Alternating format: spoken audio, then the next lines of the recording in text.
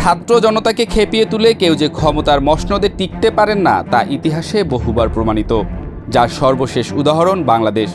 তুরস্কের শিক্ষার্থীদের দাবির মুখে রাষ্ট্রীয় সাম্যাবস্থা বজায় রাখতে বেশ তৎপর এরদোয়ানও। কিন্তু আন্দোলনরত শিক্ষার্থীদের স্ট্রিট টেরর হিসেবে অভিহিত করে কি শেখ হাসিনার পথেই হাঁটতে শুরু করলেন এরদোয়ান? বিক্ষোভকারীদের নিরাপত্তা বাহিনীর মাধ্যমে দমন পীড়ন আন্দোলনকারীদের মধ্যে ক্ষোভ বাড়িয়েছে এবং জনমনে প্রশ্ন তুলছে, তুরস্ক কি ক্রমেই কর্তৃত্ববাদী রাষ্ট্রে পরিণত হচ্ছে? তুরস্কের রাজনৈতিক অঙ্গনে নতুন করে অস্থিরতা ছড়িয়েছে ইস্তাম্বুলের জনপ্রিয় মেয়র এক্রেম ইমামোগলুর গ্রেফতারের মধ্য দিয়ে। সরকার বিরোধী এই নেতার বিরুদ্ধে নানা অভিযোগ উঠলেও অনেক বিশ্লেষক একে রাজনৈতিক উদ্দেশ্য প্রণোদিত পদক্ষেপ হিসেবেই বিবেচনা করছেন। এই ঘটনার পরপরই দেশজুড়ে ব্যাপক প্রতিবাদের সূত্রপাত ঘটে, যার অগ্রভাগে রয়েছে ছাত্র সমাজ।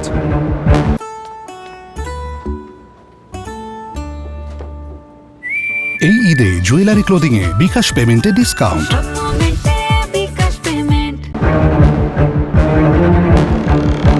ইমামোগলুর মুক্তির দাবি এখন কেবল একটি ব্যক্তিকে ঘিরে নয়, বরং এটি গণতান্ত্রিক অধিকার, ন্যায্যতা এবং মত প্রকাশের স্বাধীনতা রক্ষার একটি বৃহত্তর আন্দোলনের রূপ নিয়েছে।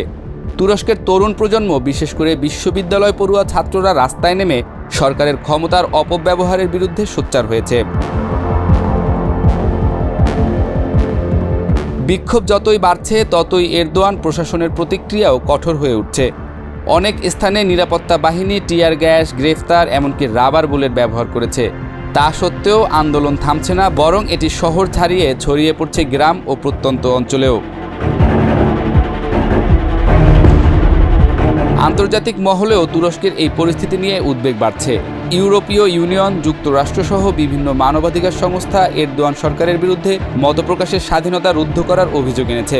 ফলে এই আন্দোলন এখন কেবল অভ্যন্তরীণ সংকট নয়, বরং বৈদেশিক চাপে রূপ নিচ্ছে।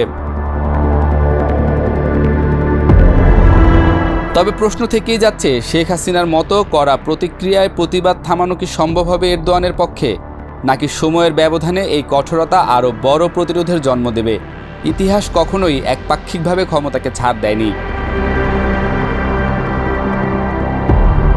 একটি রাষ্ট্র কতটা গণতান্ত্রিক তা বোঝা যায় তার ছাত্র জনতার কণ্ঠস্বর কতখানি শোনা হয় না রোধ করা হয় তার মাধ্যমে।